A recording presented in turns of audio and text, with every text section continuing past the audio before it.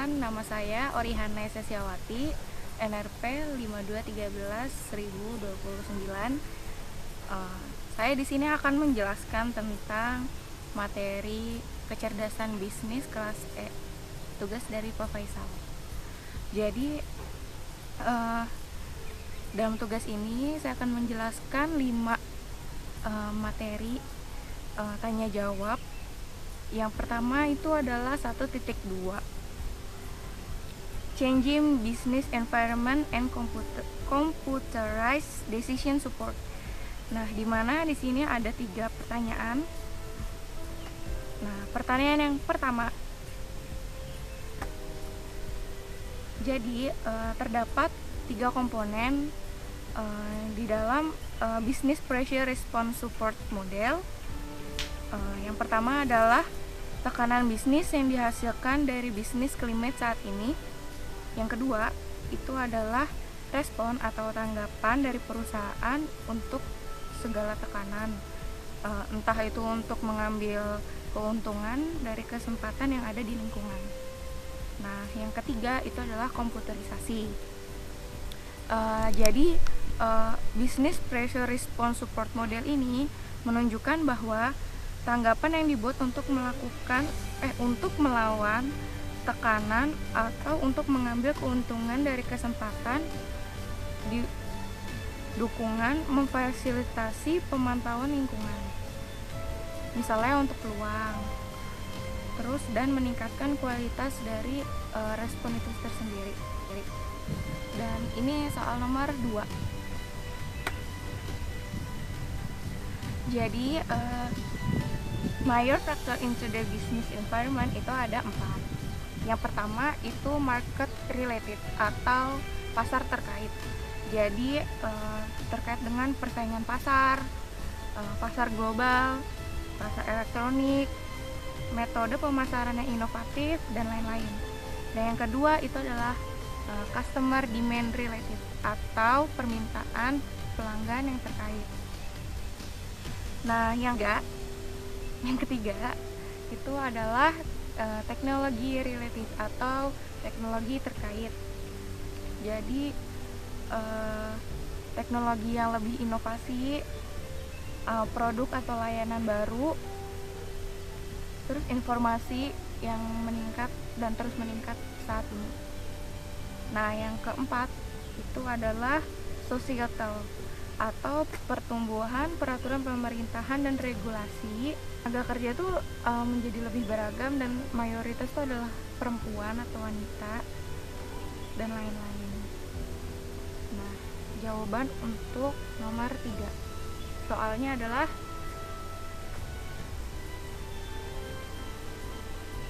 tanggapan atau respon aktivitas respon di dalam sebuah organisasi itu termasuk reaktif, antisipatif, adaptif, dan proaktif. Nah, kegiatannya itu ada banyak banget. Ini contohnya.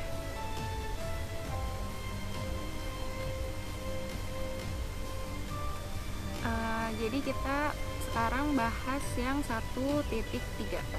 Itu adalah managerial decision making. Nah, di sini terdapat 3 pertanyaan yang akan kita bahas satu-satu. Yang pertama itu adalah, jadi terdapat 3 major managerial role atau peran dari manajerial. Itu yang pertama adalah interpersonal. Jadi kegiatan interpersonal itu salah satu contoh kegiatannya itu adalah menjadi seorang pemimpin atau menjadi seorang penghubung di antara 2 orang. Nah, yang kedua itu adalah informasional. Nah, salah satu contoh kegiatan informasional itu adalah menjadi juru bicara atau mencakup pemantauan. Nah, yang ketiga itu adalah decisional.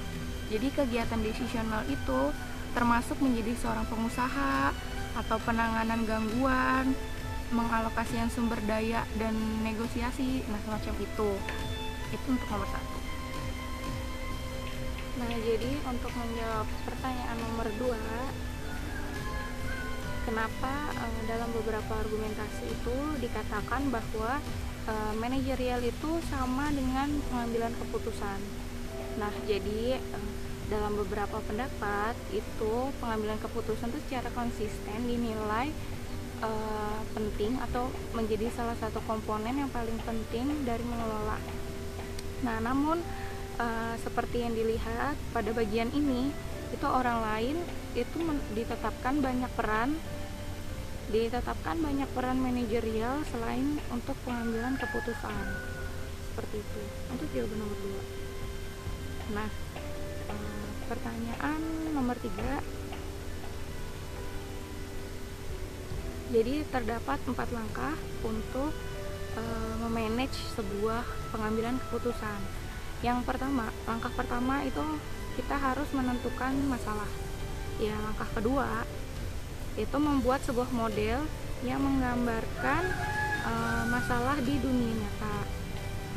Nah, langkah yang ketiga itu mengidentifikasi kemungkinan solusi untuk masalah model dan mengevaluasi solusi tersebut. Nah, yang keempat, yang terakhir itu bandingkan, memilih dan merekomendasikan solusi potensial untuk masalah. Sekarang kita akan membahas di 1.4. Jadi pertanyaan nomor 1 itu adalah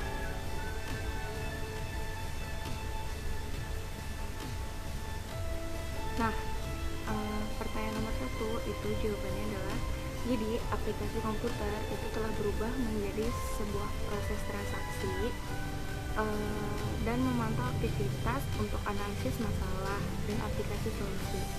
Nah, dengan banyaknya aktivitas tersebut, kita menggunakan web based, jadi menggunakan teknologi web based. Nah, tools yang digunakan untuk kecerdasan bisnis itu salah satunya data warehouse, data mining, pengolahan analisis online, dashboard, terus penggunaan dari website untuk mendukung suatu keputusan. Nah, jadi dengan kecepatan yang tinggi, sistem network information itu telah membantu managers dalam menyelesaikan tugas-tugas penting. Salah satunya itu adalah membuat suatu keputusan. Jawaban untuk nomor 2, jadi terdapat beberapa kemampuan dari komputasi yang dapat memfasilitasi pembuatan keputusan manajerial. Nah, terdapat 9 kemampuan dari komputasi. Yang pertama itu adalah kecepatan komputasi. Yang kedua itu komunikasi ditingkatkan dan kolaborasi. Yang ketiga itu peningkatan member group produktivitas. Yang keempat, ditingkatkannya data manajemen. Terus yang kelima itu mengatur data warehouse. Yang keenam, kualitas dan dukungan kelincahan. Yang ketujuh, mengatasi batas kognitif manusia dalam pengolahan informasi dan penyimpanan. Yang kedelapan, penggunaan web. Dan yang terakhir, kemampuan untuk mengakses informasi dimanapun dan kapanpun. Nomor 3,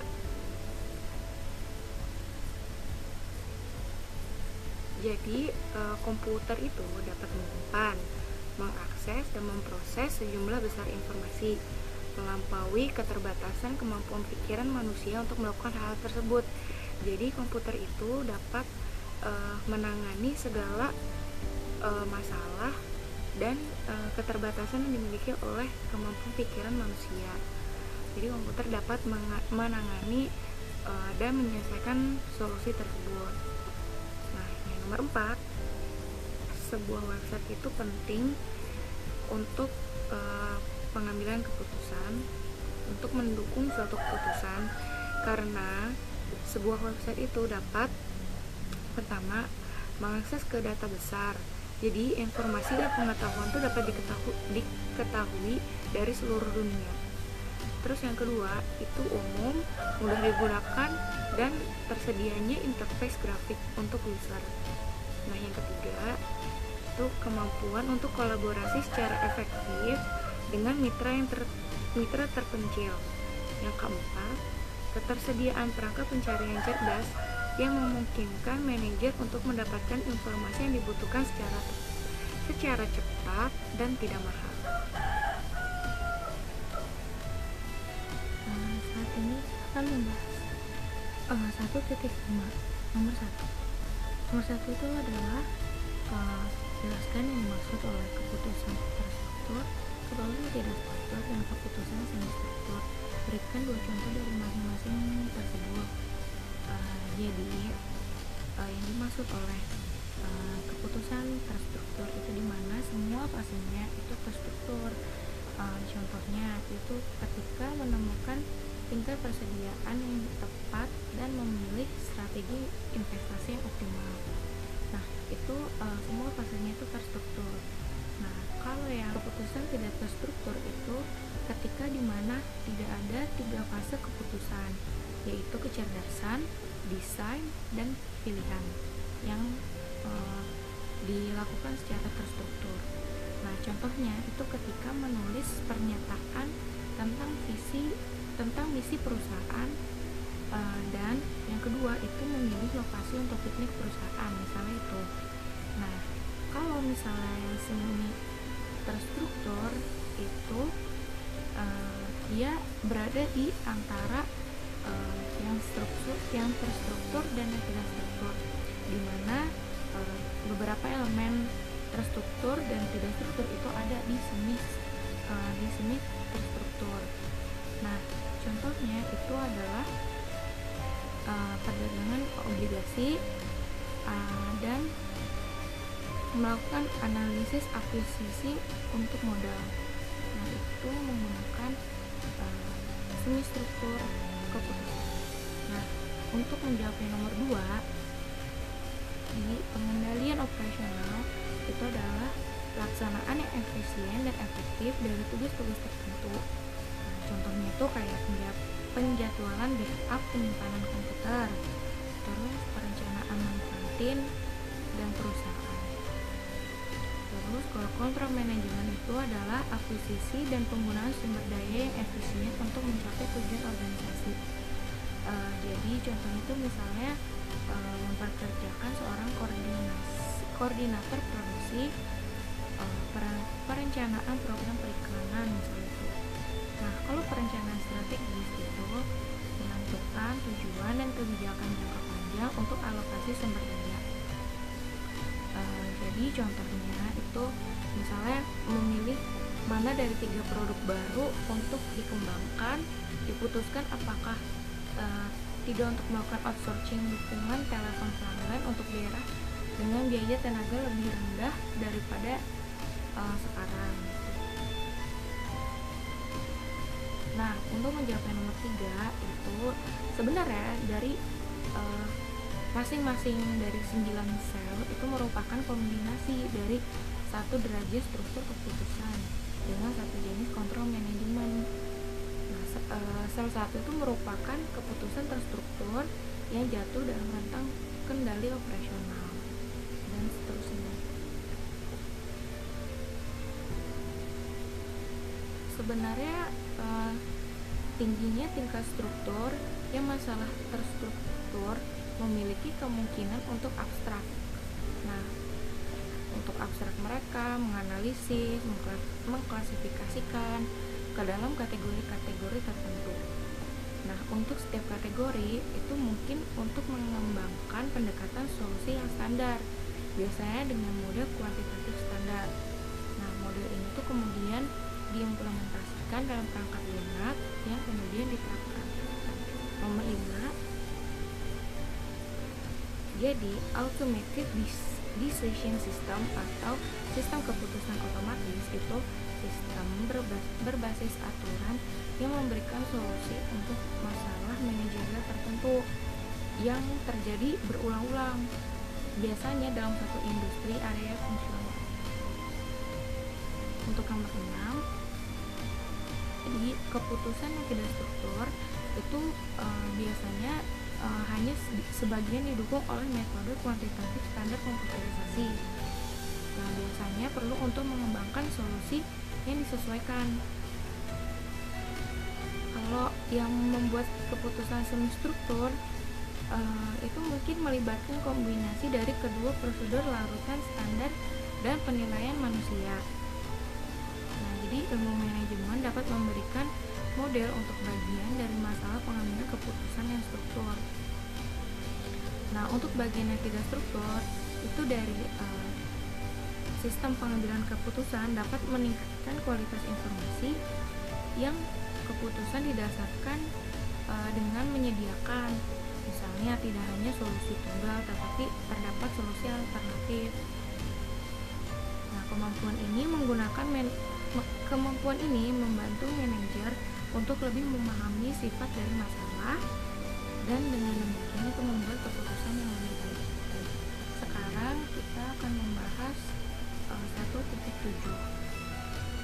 Nomor 1 itu adalah definisi dari business intelligence atau kecerdasan bisnis. Sebenarnya kecerdasan bisnis itu merupakan istilah umum yang menggabungkan arsitektur, alat-alat, database, aplikasi, dan metodologi. Jadi tujuan utamanya itu untuk memungkinkan akses interaktif atau terkadang secara real time untuk data, memungkinkan manipulasi, dan untuk menyediakan manajer bisnis dan analis kemampuan untuk melakukan analis yang tepat. Jadi untuk nomor 2, jadi sistem kecerdasan bisnis itu memiliki 4 komponen utama. Jadi yang pertama itu adalah gudang data. Gudang data itu dimana analog dengan data dalam arsitektur sistem pengambilan keputusan. Nah, yang kedua itu adalah analisis bisnis dan manajemen kinerja bisnis. Jadi bersama-sama analog dengan model dalam arsitektur sistem pengambilan keputusan adalah antar muka pengguna. Jadi yang disesuaikan dengan komponen nama yang sama dalam arsitektur sistem pengambilan keputusan. Nah, yang satu lagi itu juga bisa daftar pengguna sebagai komponen. Jadi untuk nomor 3, menurut salah satu survei itu manfaat utama dari kecerdasan bisnis itu pelaporan menjadi lebih cepat dan lebih akurat, meningkatkan pengambilan keputusan menjadi lebih optimal, meningkatkan layanan pelanggan dan meningkatkan pendapatan. Seperti itu. Nah, untuk yang nomor 4, dapat persamaan dan perbedaan antara sistem pengambilan keputusan dan kecerdasan bisnis. Nah, yang pertama itu adalah di mana kecerdasan bisnis itu menggunakan data warehouse, sedangkan sistem pengambilan keputusan itu dapat menggunakan sumber data, tapi juga bisa jika ingin menggunakan data warehouse untuk sistem pengambilan keputusan. Yang kedua itu kebanyakan sistem pengambilan keputusan itu dibangun untuk mendukung pengambilan keputusan secara langsung, sedangkan kecerdasan bisnis dibangun untuk memberikan informasi yang diyakini akan menyebabkan peningkatan pengambilan keputusan. Jadi bagiannya untuk yang mendatang. Terus yang ketiga itu kecerdasan bisnis memiliki strategi atau orientasi eksekutif, sedangkan sistem pengambilan keputusan itu biasanya berorientasi pada analisis. Yang keempat, sistem kecerdasan bisnis cenderung dikembangkan dengan alat yang tersedia secara komersial, sedangkan sistem pengambilan keputusan cenderung menggunakan pemrograman lebih khusus untuk menangani masalah yang mungkin tidak terstruktur. Nah, yang kelima, metodologi sistem pengambilan keputusan dan alat berasal sebagian besar dari akademisi, sedangkan kecerdasan bisnis muncul sebagian besar dari industri perangkat lunak. Nah, dari alat-alat kecerdasan bisnis tersebut banyak seperti pertambangan data dan analisis prediktif. Nah, untuk dipertimbangkan juga di alat sistem pengambilan keputusan. Nomor 5,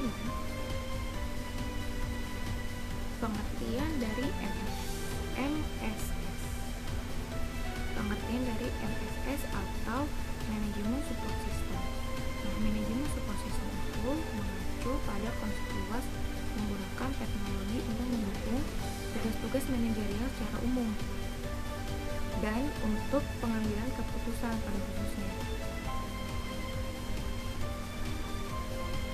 Nah, sekian presentasi jawaban dari tugas pertanyaan 1.2 sampai 1.7. Terima kasih.